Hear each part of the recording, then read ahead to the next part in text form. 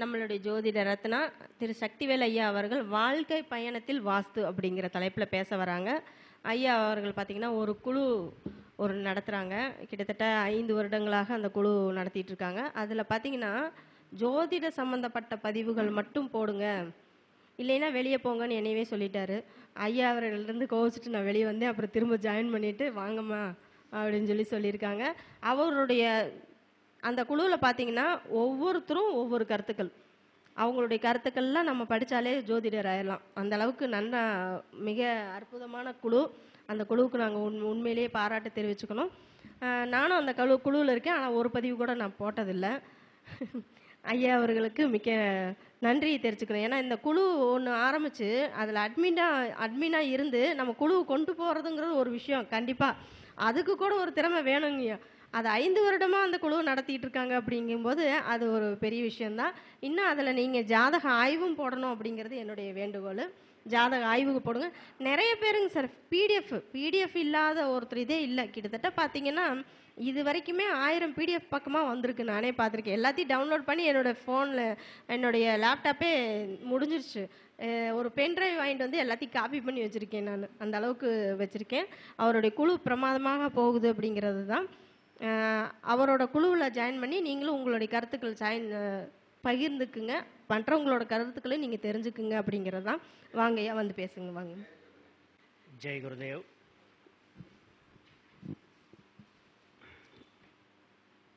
என்னை இந்த வாழ்க்கை பயணத்தில் வழிகாட்டியாக இருக்கும் என்னுடைய குருநாதர் ஸ்ரீ ஸ்ரீ ரவிசங்கர்ஜி அவர்களுக்கும், என்னை ஈன்ற தாய் தந்தையருக்கும், என்னுடைய குலதெய்வம் கால பைரவர் கொங்கு வடுகநாத சுவாமி பேரூர் பட்டீஸ்வரர் துணையுடனும், என்னை ஈன்ற பெற்றோர்கள் ஆசியுடனும்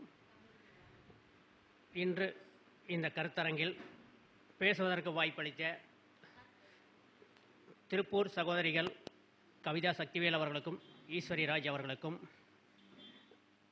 நன்றிகளை தெரிவித்துக்கொண்டு, வாழ்த்துக்களையும் தெரிவித்துக்கொண்டு,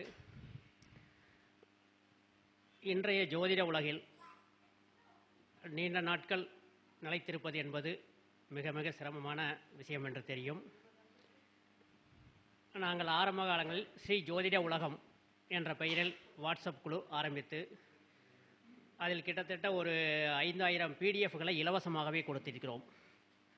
அந்த குழுவின் உபகுழுவாகத்தான் வளரும் ஜோதிடர்கள் உலகம் என்ற ஒரு குழு ஆரம்பித்தது மார்ச் மாதம். அதில் தான் திருமதி சக்திவேல் அவர்கள் இணைந்திருக்கிறார்கள். மொத்தம் 16 குழுக்கள் நடத்தி கொண்டிருக்கிறோம். ஜாதக ஆராய்ச்சிக்கு என்று தனியாக குழு உள்ளது. ஒவ்வொரு தலைப்புக்கும் ஒவ்வொரு குழு. அதையெல்லாம் சிறப்பாக நடத்தி கொண்டு தான் இருந்தோம். சில புல்லுருவிகள் தேவையில்லாமல் உள்ளே வந்து நிறைய தவறான விஷயங்களை கடத்ததால் அந்த குழு எல்லாம் இப்போது செயல்படாமல் தான் இருக்கிறது. ஆனால் சில நேரங்களில் அந்த குழு இயங்கிக் கொண்டிருக்கிறது. ஜோதிட ஆராய்ச்சிக்கென்று தனி,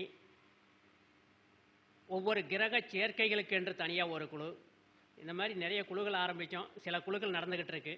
இப்போ முழுமையான கட்டுப்பாட்டுடன் தினமும் ஒரு ஜோதிட படிவு கொடுக்க வேண்டும். கண்டிப்பாக அதில் வளர்ந்த ஜோதிடர்களுக்கோ, நான் ஜோதிடர்கள் எல்லாம் கற்றுக்கொண்டேன், பெரிய ஜாம்பவான் என்று சொல்பவர்களுக்கு அந்த குழுவில் இடமில்லை. ஜோதிட மாணவர்கள் படிக்க வேண்டும் என்ற ஆர்வம் உள்ளவர்கள் மட்டுமே அந்த குழுவில் தினமும் ஒரு ஜோதிட பதிவு கண்டிப்பாக கொடுக்க வேண்டும். அதில் வரும் பிடிஎஃப்கள் அனைத்துமே இலவசம்தான். கிட்டத்தட்ட என்னுடைய பென் டிரைவிலே 7000 பிடிஎஃப்கள் இருக்கிறது. எந்த சப்ஜெக்ட் என்ன தலைப்பில் வேண்டுமானால் பிடிஎஃப் கிடைக்கிறது. நாங்கள் ஆரம்ப காலத்தில் அதை குழுவில் பகிர்ந்தபோது சிலர் குழுவாக இணைந்து கொண்டு அதற்குள் வந்து அந்த பிடிஎஃப்களை திருடி விற்று கொண்டிருந்தார்கள். அது நடந்தது. அதை பணம் கொடுத்து வாங்கியவர் ஒரு அம்மையார், 61 வயதான அம்மையார், 200 ரூபாய்க்கு பிடிஎஃப் வாங்கியிருந்தார். எங்களது குழுவில் இணைந்த போது எங்கள் குழுவில் வந்த பிடிஎஃப் பார்த்துவிட்டு, ஐயா இந்த குழுவில் இந்த பிடிஎஃப் தானே நான் பணம் கொடுத்து வாங்கினேன் என்று குழுவிலேயே அவர் பதிவும் செய்து விட்டார்.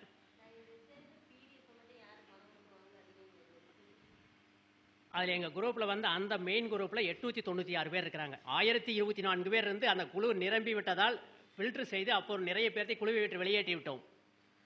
அதன் பின்னர் அந்த குழுவை சீரமைத்து கிட்டத்தட்ட இப்போ ஒரு 3 வருடங்களாக பிரச்சனை இல்லாமல் அந்த குழு இயங்கிக் கொண்டிருக்கிறது. அந்த குழு ஆரம்பித்த போது கிட்டத்தட்ட 6000 பிடிஎஃப்களை இது இலவசமாகத்தான் கொடுத்தோம். இதை கேட்டுக்கொண்டிருக்கும் அனைவருக்கும் என்ன சொல்கிறேன் என்றால், எந்த தலைப்பில் எந்த பிடிஎஃப் வேண்டுமென்றாலும் நாங்கள் இலவசமாக கொடுக்கிறோம். அதை மற்றவர்களுக்கு நீங்கள் இலவசமாக கொடுங்கள், அதை பணத்துக்கு விற்க வேண்டாம். என்னுடைய தனிப்பட்ட எண்ணிற்கே நீங்கள் அழைத்தாலும் நான் கொடுக்க தயாராக இருக்கிறேன். தயவு செய்து பிடிஎஃப்களை யாருக்கும் விற்க வேண்டாம். ஏன்னா இந்த பிடிஎஃப் அனைத்துமே பிரபஞ்சம் இலவசமாக தான் கொடுத்துருக்கு நம்மளுக்கு.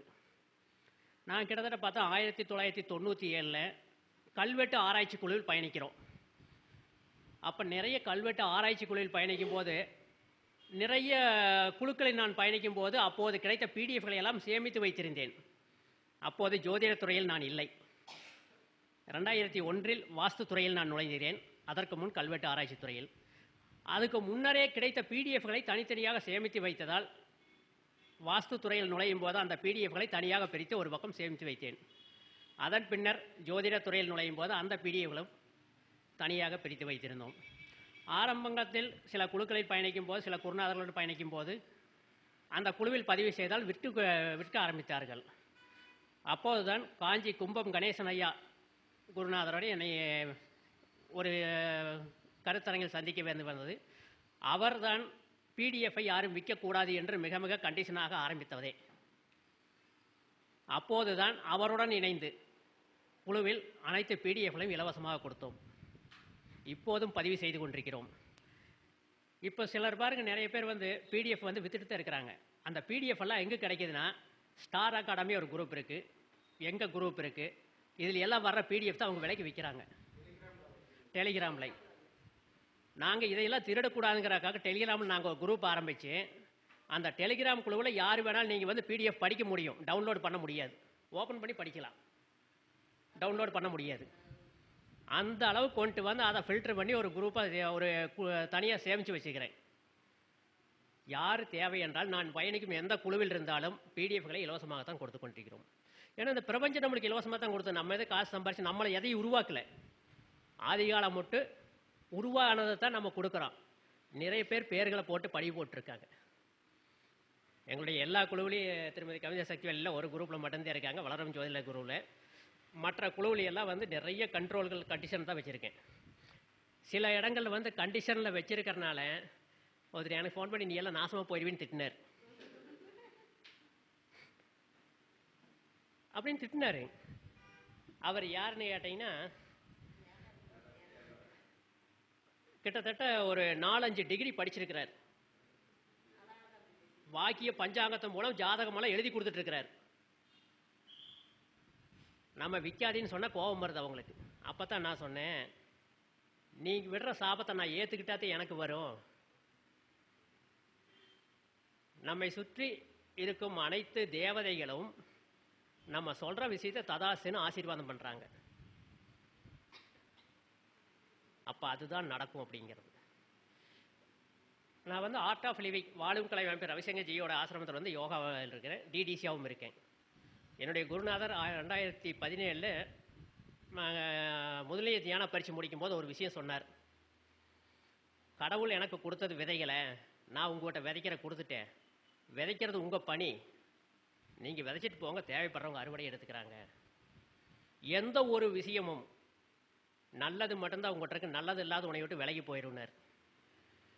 அதனால் நான் எந்த சாபத்தை எதையும் நான் ஏற்றுக்கிறதில்ல. அப்போ தான் அவர் சொன்னார், ஒரு விஷயத்தை நீ எடுத்துக்கிட்டா தான் அது உங்கள்கிட்ட வரும், நீ எடுத்துக்கலைன்னா உங்கள்கிட்ட வர திரும்பி போயிடும்னார். நான் அவருக்கு அதுதான் பதிலே கொடுத்தேன், வாய்ஸ் ரெக்கார்டோடு இருக்குது. நீங்கள் கொடுத்த சாபத்தை நான் எடுத்துக்கல, திரும்ப உங்களுக்கே நான் பழிக்கட்டும் அப்படின்னு ஆசீர்வாதம் கொடுத்தேன். ஏன்னா எதையுமே எந்த ஒரு விஷயத்தையும் நம்ம எடுத்துக்கிட்டா தான் நம்மகிட்ட தங்கும். பேசுகிற விஷயம் நம்ம கேட்டுக்கிட்டு நம்ம மைண்டுக்கு கொண்டு வந்தால் தான் நம்மகிட்ட இருக்கும், இல்லைன்னா அது வெளியில் போயிடும். அப்போ யார் கொடுத்தாங்களோ அவங்ககிட்டயே போயிடும். அப்போ தான் அதை ஏற்றுக்கணுங்கிற அவசியம் நம்மளுக்கு இல்லை. அதில் என்னுடைய நம்பர் வேணால் இருக்கும், இதில் கான்ஃபரன்ஸ் இருக்குது, இல்லை வாங்கிங்க. நீங்கள் எப்போ பிடிஎஃப், அதாவது யார் வேணுனாலும் எந்த தலைப்பு எது வேணாலும் நீங்கள் பிடிஎஃப் எது கேட்டாலும் நான் தர தயார். தயவு செய்து யாரும் அதை விலைக்கு வித்துறாதீங்க, விற்கிறவங்களுக்கு கொடுத்துறாதீங்க. என்னுடைய குரூப்பில் அந்த பதிவு நீங்கள் கேட்டிருக்கீங்களா? கணேசன் ஐயா ஒரு இது போட்டது, அதாவது வந்து பிடிஎஃப் வந்து நீங்கள் உங்கள் நண்பர்கள்னு அனுப்பிச்சு விட்டு அவன் விற்றாலும் அந்த சாபம் உங்களுக்கு தேவை, குரு சாபம் பொல்லாததுன்ட்டார். இதே நான் ஒரு குரூப்பில் வந்து என்னுடைய குரூப்பில் தான் இருந்தார். கருட புராணத்தை படிங்க, குரு சாபம்னு என்னன்னு தெரியும்னு. அவர் குரூப்பிட்டே விலகி போயிட்டார். ஆனால் தன்மானஸ்தன், அவர் உண்மையிலே நான் பாராட்டுறேன். அவர் ஒரு சிறந்த ஜோதிட குழு நடத்துகிறாரு, ஆராய்ச்சியெல்லாம் பண்ணிட்டு இருக்காரு. ஆனால் அவர் சொன்ன ஒரே ஒரு காரணம், ஐயா தப்பித்தவறி நான் ஏதாச்சும் விற்கிறவனுக்கு கொடுத்துட்டேன்னா அந்த சாபம் எனக்கு வந்துடுமே, நான் இந்த குழுவில் வெளியில் போகிறேன்னார். ஐயா நீங்கள் பயன்படுத்துங்க. இப்போ ஒரு சப்ஜெக்ட் கொடுக்குறோம், படிக்கிறீங்க, அதிலிருந்து நீங்கள் கற்றுக்கிட்டதையும் சேர்த்து இன்னொருத்தருக்கு வந்து பணத்துக்கு கொடுங்க, தப்பே கிடையாது. ஒரு விஷயத்தை நான் உங்களுக்கு கொடுக்குறேன், ஒரு பிடிஎஃப் உங்களுக்கு வருது, அந்த பிடிஎஃப் இருக்கு படிக்கிறீங்க, ஒரு ஜாதகத்தை கம்பேர் பண்ணுறீங்க, நீங்கள் சில விஷயங்களை அதில் உருவாக்குறீங்க, நீங்களாக உருவாக்குறீங்க. ஏன்னா நீங்கள் படித்தது வெவ்வேறு புக்கில் படித்தது, வெவ்வேறு குருநாதத்தை படித்ததை வச்சு நீங்கள் உருவாக்குறீங்க. அப்படி உருவாக்குவதை நீங்கள் ஒரு புத்தகமாக எழுதுங்க, அல்லது நீங்கள் ஒரு பிடிஎஃபாக எழுதுங்க, அதை விலைக்கு விற்றுருங்க, தப்பே கிடையாது. ஏன்னா அது நீங்கள் அதில் உங்கள் உழைப்பு இருக்குது. எந்த உழைப்பும் இல்லாமல் இலவசமாக கிடைக்கிறத அப்படியே இலவசமாக மற்றவங்களுக்கு கொடுங்க, அதை விலைக்கு மட்டும் வித்துறாதீங்க. அது மிகப்பெரிய சாபம். குரு சாபம் மட்டுமல்ல, ஆதி காலங்கொட்டு நமக்கு கொடுத்த சித்தர்களுடைய சாபம் சேர்ந்து வரும். நம்முடைய இந்த வாஸ்து கலையும் ஜோதிட கலையும்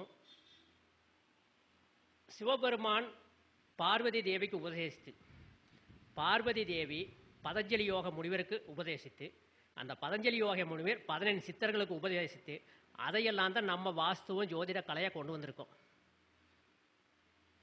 சிவபெருமான் நேரடியாக கொடுத்தா மனிதர்களுடைய தாங்காதுங்கிறக்காக பார்வதி தேவி உபதேசிக்கிறார். இதையெல்லாம் என்னுடைய குருநாதர் ரவிசங்கர்ஜி வந்து நாங்கள் தஞ்சாவூர் பெரிய கோயிலில் வந்து ஒரு விஞ்ஞான பைரவன் நிகழ்ச்சியில் வந்து எங்களுக்கு சொன்ன விஷயங்கள். அதனால் எல்லாமே வந்து பிரபஞ்சத்தில் அனைத்துமே வெளியே கொட்டி கிடக்குது, நம்மளுக்கு அது இலவசமாக தான் வருது. நம்முடைய உழைப்பை அதில் ஈடுபடுத்தி நீங்கள் வந்து வெளியில் விற்கிறனால தவறு கிடையாது.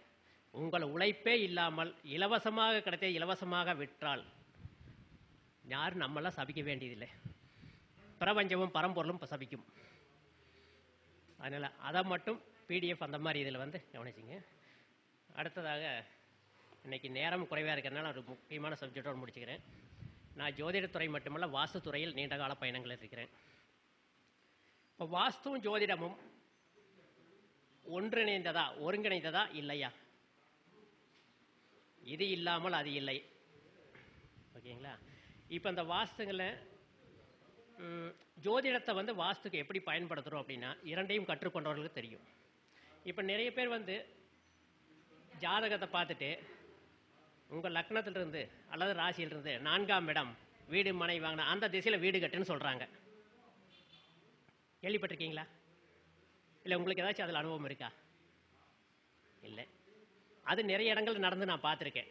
ஏன்னா அந்த வாஸ்து வீட்டை போய் பார்க்குறது அது தவறான முடிவு. என்ன காரணம்னா, ஒருவர் வந்து ஒரு 40-45 வயசில் வீடு கட்டுவார். அவருக்கு ராசிக்கு 4ஆம் இடம், லக்னத்துக்கு 4ஆம் இடம் இந்த திசை, அந்த திசைன்னு குறிப்பிட்டு அவங்களுக்காக வீடு கட்டும்போது அது ஒரு விதத்தில் நடக்குதுன்னு வைங்க, சரியாக இருக்குன்னா, அவருடைய மகன், மூத்த மகன் அந்த வீட்டில் வந்து மேலே வரும்போது அவருடைய ஜாதக ரீதி அவருக்கு பாதிப்பு ஏற்படுத்துமே ஏற்படுத்தாதா? ஆக இதை வந்து அந்த மாதிரி செய்யவே கூடாது.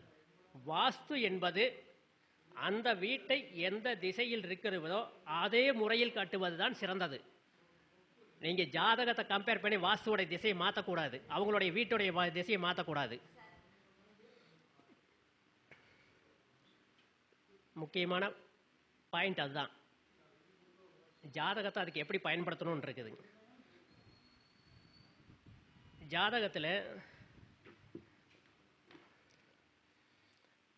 சனி ராகு சேர்க்கை இருந்தால் அது எந்த திசையோ அந்த திசையில் வீடு அமையும், அல்லது லக்னத்துக்கு 8ஆம் இடத்துல அமையும். இது யாருக்கு அமையும்னா, மயானங்கள் அருகில் குடியிருப்பவர்களுக்கு அந்த வீடு அமையும். ஏன் மயானத்துக்கு அருகில் அவங்க குடியிருக்கிறாங்க? இப்போ மின்மயானங்கள்லாம் வந்துருச்சு, ஆதி காலத்தில் மயானங்கள்.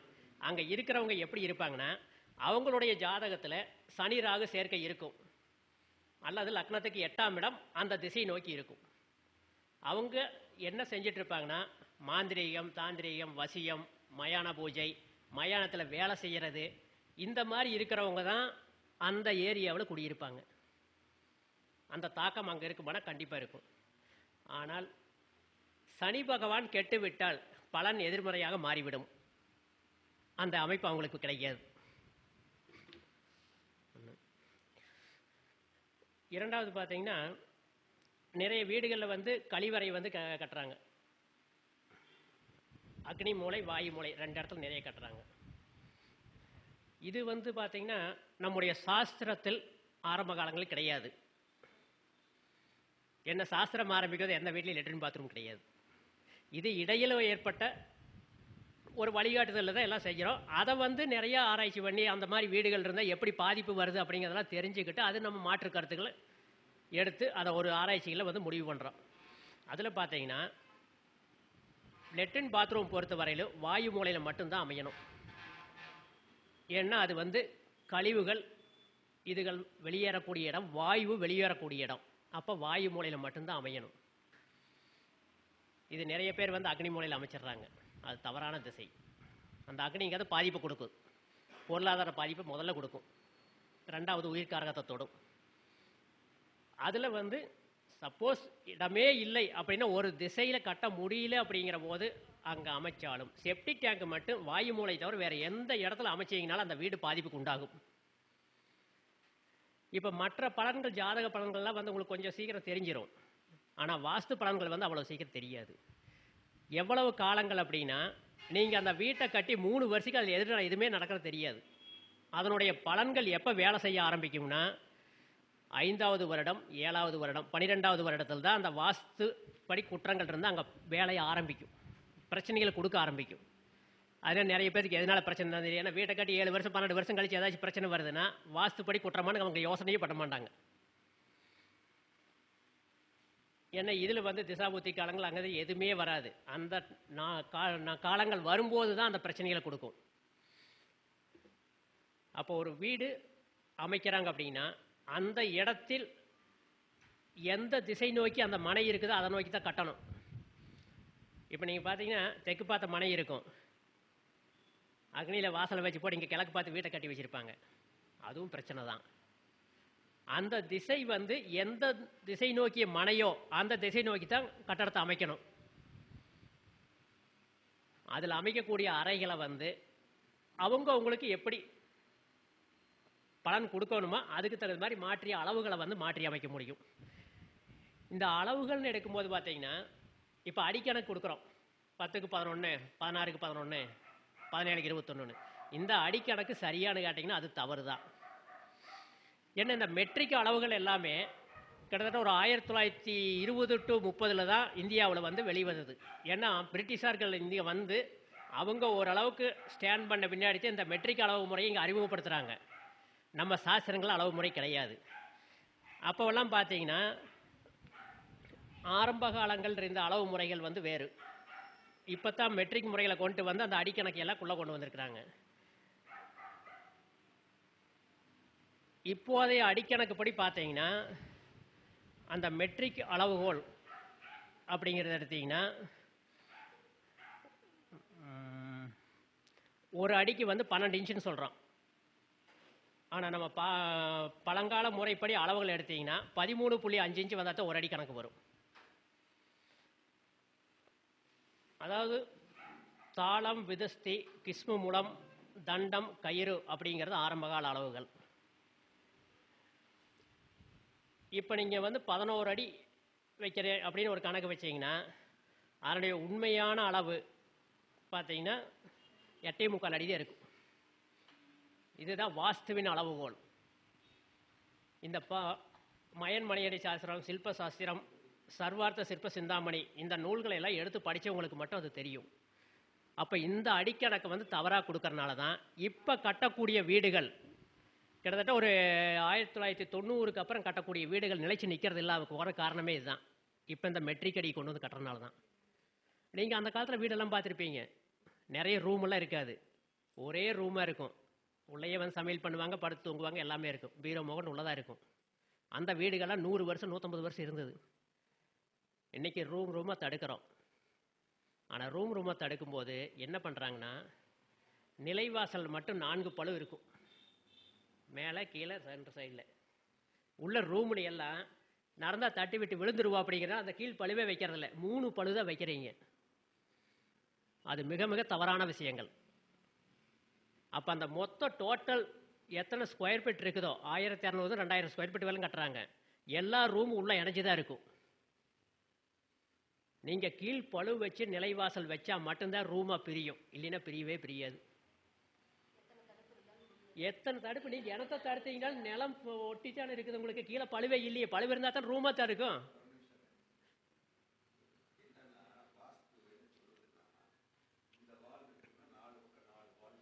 ஆமா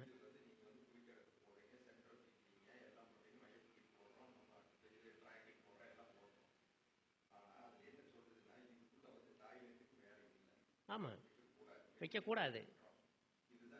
ஆமா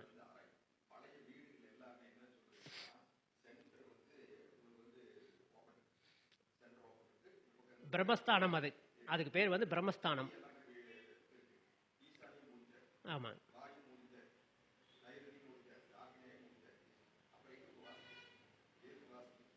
எதுல சொல்றீங்க? மூடி இருக்குது, ரைட்டு.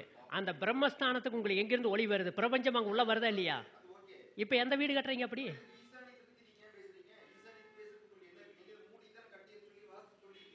ஈசானியத்தை இப்ப சொல்லவே இல்லையே உங்களுக்கு.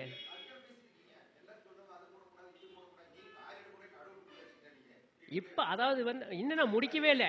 இல்ல இல்ல இன்னும் நான் முடிக்கவே இல்லை. நீங்க ம்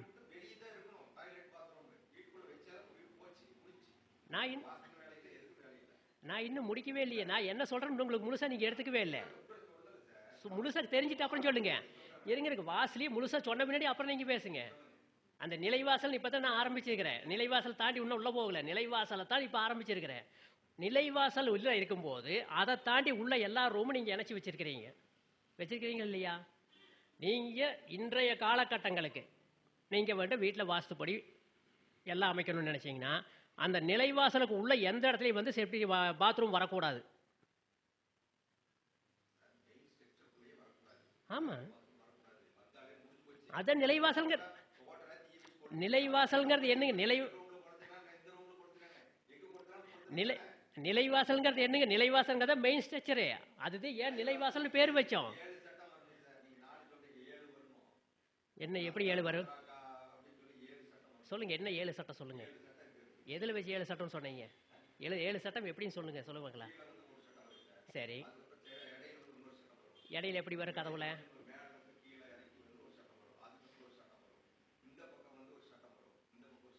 ம்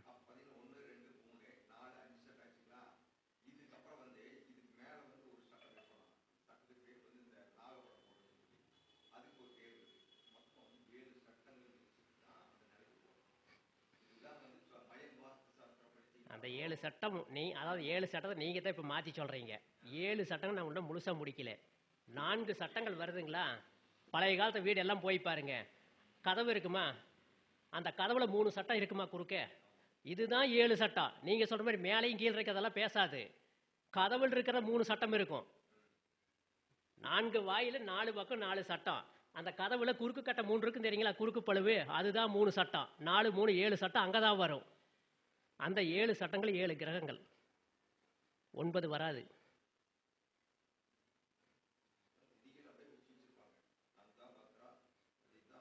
இருக்குங்க.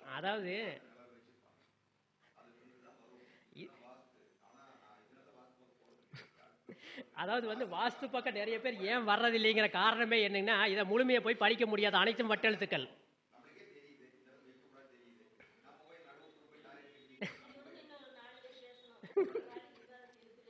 இல்ல அதாவது என்ன வாஸ்துனா நம்ம ஏன் அதை சொல்றோம் அப்படின்னா, அதெல்லாம் வட்டெழுத்துக்களை படிச்சவங்களுக்கு தான் அதை படிச்சு விளக்கம் கொண்டு வர முடியும். இப்ப நீங்க சொல்றீங்க 7 சட்டம், ஆனா எங்க இருக்குன்னு உங்களுக்கு தெரியல.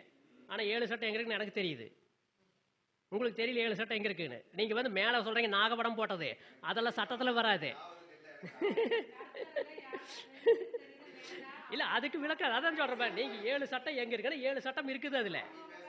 அதுதான் அதனால அதாவது என்னன்னா விளக்கங்கள் சொல்லும் போது வந்து நீங்க தெரியலன்னா விளக்கம் கேட்டுங்க.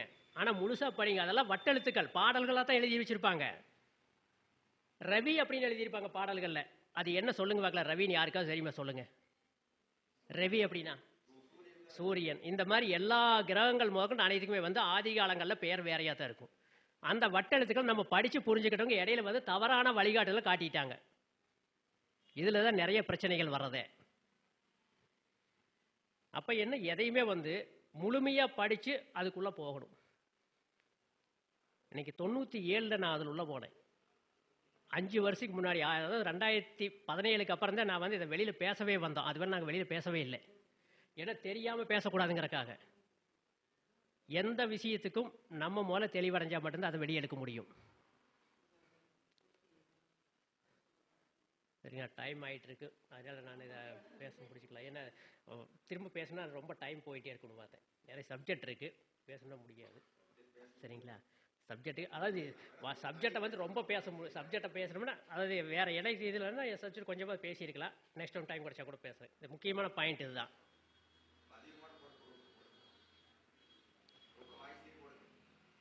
அப்புறம் பொதுவாக ஒரு 3 விஷயம் மட்டும் கொடுத்துட்றேன். எந்த இடத்துல வீடு நீங்கள் கட்டுற இடமா இருந்ததுனாலும் உங்களுக்கு மேல் பகுதியில் ஆறு, குளம், ஏரிகள் இருக்கக்கூடாது. அந்த பகுதியில் தாழ்ந்த ஆறு, குளம், ஏரிகள் இருக்கக்கூடாது. கீழ்ப்பகுதியில் இருக்கலாம். மேல் கீழ்ங்கிறது, மேல் பகுதினா தெற்கு மேற்கு, கீழ்ப்பகுதினா கிழக்கு வடக்கு, இந்த மாதிரி இருக்கலாம். ரோடு ஃபேஸ்லேயே இருக்கிறதுனாலும் மேற்கு பகுதியில் தாழ்ந்த இடத்துல போய் நம்ம இருக்க முடியாது, இருக்கக்கூடாது. அதை முடிஞ்சால் உயர்த்தி கட்டலாம். இன்றைக்கி சைட்டு வாங்குறதுனால உயர்த்தி கட்டிக்கிறோம். பூமி அந்த அமைப்பில் இருந்தால் அந்த அமைப்பில் போய் நம்ம இடம் வாங்கி வீடு கட்டக்கூடாது.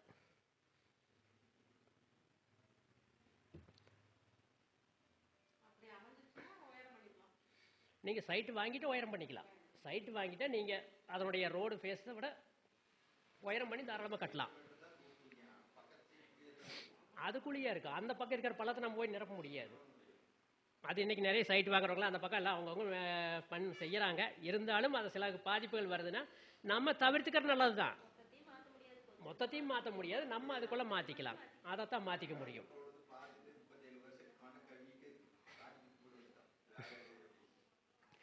இல்லை, அதுல எல்லாம் நிறைய விஷயங்கள் இருக்குது. அதாவது இன்றைக்கி நிறைய ரியல் எஸ்டேட் பண்ணுறவங்க இந்த மாதிரி இருக்கிறவங்க நிறைய வந்து அந்த மாதிரி செஞ்சிடறாங்க.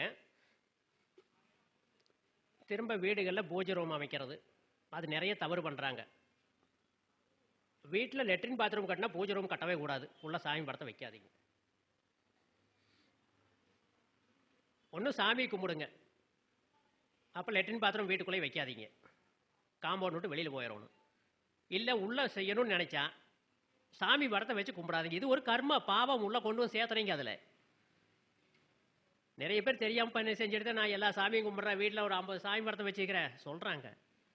ஆனால் உள்ள நீங்கள் செய்கிற தவறான வேலைகள் கொண்டு வந்து உள்ளே வச்சுக்கிட்டு அதையும் செஞ்சீங்கன்னா என்ன பலன் கிடைக்கும்? அந்த கர்மம் நம்ம அதை சாபத்தை நம்ம அனுபவிச்சுதானே ஆகணும். ஆதி காலத்துல எல்லாம் பார்த்தீங்கன்னா விளக்கு மாடம்னு இருக்கும், ஒரு முக்கோண வடிவத்தில். உள்ள ஒரே ஒரு விளக்கு பொருத்தியிருப்பாங்க, ஒரு உண்டியல் மட்டும் வச்சுருப்பாங்க. அந்த ஜோதியில் அனைத்து தெய்வங்களும் அடங்கும். குலதெய்வத்தை நினச்சி கும்பிட்டு போயிடுவாங்க. ஆனால் இன்றைக்கி நம்ம போகிற பக்கமெல்லாம் ஒவ்வொரு சாமி படத்தையும் ஒவ்வொரு இதையும் கொண்டு வந்து வீட்டில் வச்சிடறோம். ஆனால் வைக்கிறது தப்பு கிடையாது. அந்தந்த தெய்வங்களுக்குரிய நாளில் அதுக்கு ஒரு நைவேத்தியம் பண்ணி நீங்கள் அதை பூஜை பண்ணணும். முடிஞ்சால் செய்யலாம், முடியலன்னா நீங்கள் எல்லாத்தையும் கொண்டு வச்சு செய்ய வேண்டாம். ஏன்னா அந்தந்த தெய்வங்களுக்குன்னு சொல்லிய நாட்கள் இருக்குது. அந்த தெய்வத்துக்கு உரிய ஒரு வழிபாடை நீங்கள் செய்யாமல் நீங்கள் அதை வந்து வெறுமனே வச்சுருந்தீங்கன்னா அதனுடைய சாபத்துக்கு தான் நம்ம ஆளாகும். சாமி தான் நம்மளை காப்பாற்றலைன்னா அது வந்து என்ற ஃபோட்டோவை கொண்டு வீட்டில் வைனா சொல்லிச்சு. நம்ம தேவையில்லாமல் எல்லாத்தையும் கொண்டு வந்து உள்ள வச்சிருக்கக்கூடாது. அப்போ செய்ய முடியறவங்க அந்த ஒரு ஸ்டேஜுக்கு வந்தவங்க சாமி படத்தில் வச்சு சாமி கும்பிடுங்க.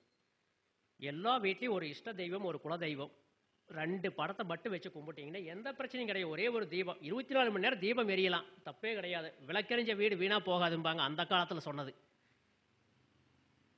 ஒரு பிரம்ம தீபம் 24 மணி நேரம் விளக்கு எரிஞ்சிட்டே இருக்கட்டு, நீங்கள் அதில் என்ன செலவு பண்ணிட போகிறீங்க?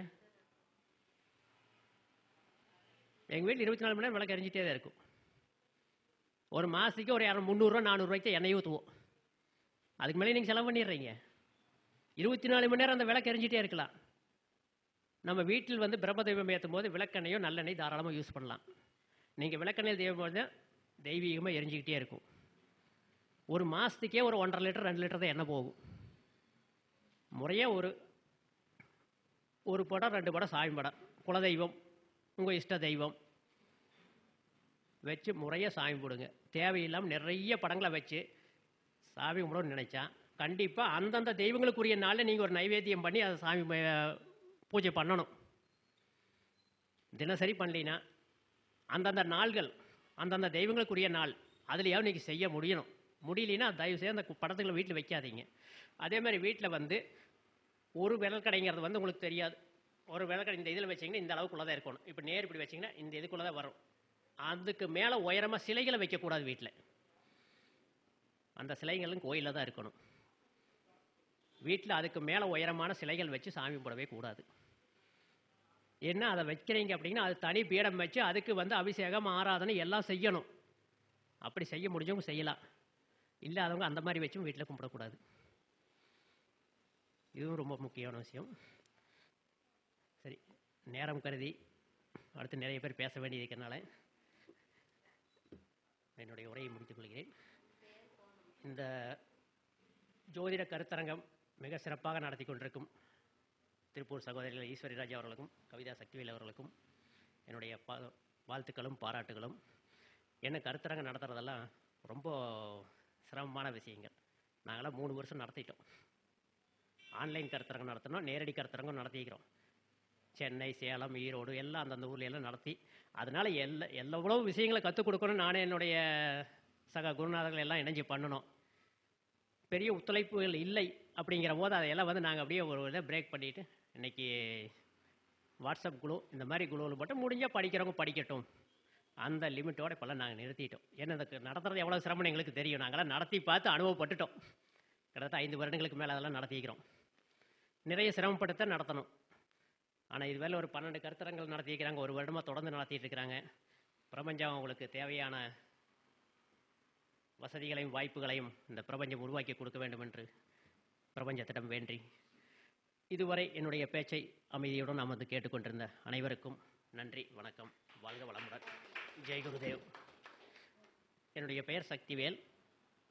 நம்பர் நோட் பண்ணிக்கங்க, 9345559888 45559888. ஆமாம், இந்த நம்பருக்கு மெசேஜ் பண்ணுங்கள். என்னுடைய காலிங் நம்பர் இன்னொரு நம்பர் இருக்கும். நீங்கள் மெசேஜ் பண்ணுங்கள். ஃப்ரீயாக இருக்கும்போது நான் கண்டிப்பாக உங்களுக்கு கூப்பிடுவேன். இந்த நம்பர் கூப்பிட்டீங்கன்னா சில நேரங்கள் டவர் கிடைக்கலினா எடுக்காது. ஏன்னா அது பிஎஸ்என்எல் நெட்வொர்க்கு. இன்னொரு ஜியோ நெட்வொர்க் இருக்குது, அதுலேருந்து கூட நான் கூப்பிட்ருவேன். மெசேஜ் பண்ணிடுங்க, நான் கண்டிப்பாக யாராக இருந்தாலும் திரும்பி ரிப்ளை பண்ணுவேன். நன்றி, வணக்கம், வாழ்க வளமுடன். மிக்க நன்றி ஐயா. அதாவது வாஸ்துல வந்து எவ்வளோ குறைகள் இருக்குது, என்னென்ன விளக்கங்கள் அப்படிங்கிறத அழகாக சொல்லியிருந்தாரு ஐயா. அவர்களுக்கு மிக்க நன்றி. திருப்பூர் சகோதரிகள் சார்பாக அவர்களுக்கு ஒரு சிறப்பு செய்யப்படுகிறது.